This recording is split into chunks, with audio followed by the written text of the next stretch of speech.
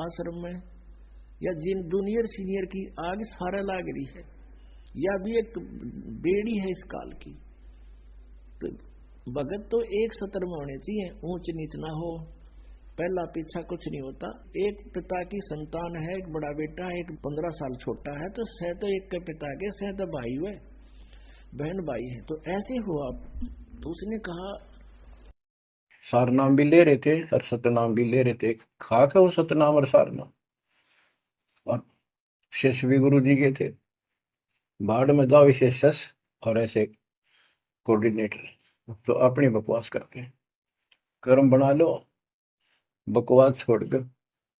ये बार बार कहने की बात नहीं है, तो मुश्किल से मानो शरीर मिला, इसमें तुम वो चौधर में खो दियो और नष्ट करके चले जाइए इस जीवन को। जो आदेश दास का हो, भगत तो वो है, कूदता हूँ गुरुदेव का।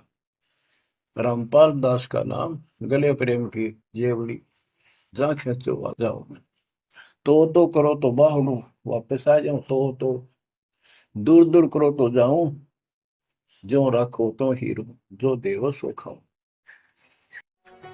वही बात सुन लो बच्चों, तुमने मेरी सीख पर, मेरी शिक्षा पर अमल नहीं करा। अब तो अपने लालच वश मेरे शिष्य बने रहे, पर मेरी बात सुन लो, मेरा काला मुंह मत करो। मेरी एक अंतिम पुकार सुन लो तुम। अपना आत्मा तुम गड़बड़ ना कर दियो, कदे भक्तान बुला के जबान लाग जाओ, कदे मेरे वाले इस काम में फिर फेल कर दो तुम नहीं।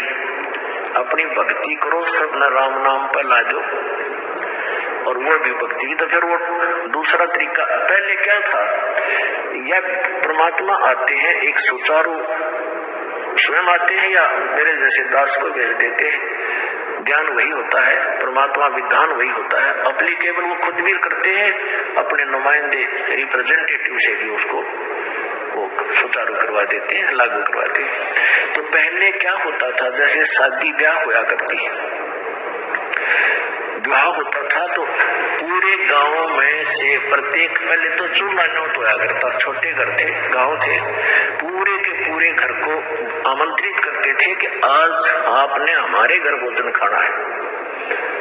जिस दिन विवाह होता था बेटे या बेटी का, तो क्या कारण था कि वो सभी भक्ति करते थे, साधना किया करते थे, और इसी प्रकार उन्होंने अपने समागम शुरू किए थे। भी एक आध्यात्मिक अनुष्ठान भी करते थे, जोत तो अभी भी लगाते, भंडार जब करते हैं ना, ये विवाह शादी में जब जलेबी लाडू बनाते हैं, कहीं रखते हैं, तो जोत अब भी जलाते हैं उसमें। तो अब तो वह लकीर पीट रहे हैं, और आज तुम्हारे खाका, ये मैं मैं तुम्हारे खाका आया था, इसलिए वो एक परंपरा बनी। पहले ये उद्देश्य था कि सभी भक्ति करते थे और भक्तों को अपने घर पर बुला के आहार कराया करते थे। तो ऐसे फिर वो कभी उनके होता था, वो भी यही लालच करते थे कि सारे भक्त आवे, भगवान की यहाँ चर्चा चलावे, अन्न खावे, संत को खिलाने का लाभ मिले। तो ये परंपरा चलती चलती फिर इतनी बिगड़ गई, फिर नौते शुरू हो गए। तुम वो न मारे, नौता दिया था, मैं भी उनके देखा हूँ, अन्यथा नहीं। तो ये प्रोग्राम तो पहले बिगड़ का बिगड़ा हुआ रूप हो गया।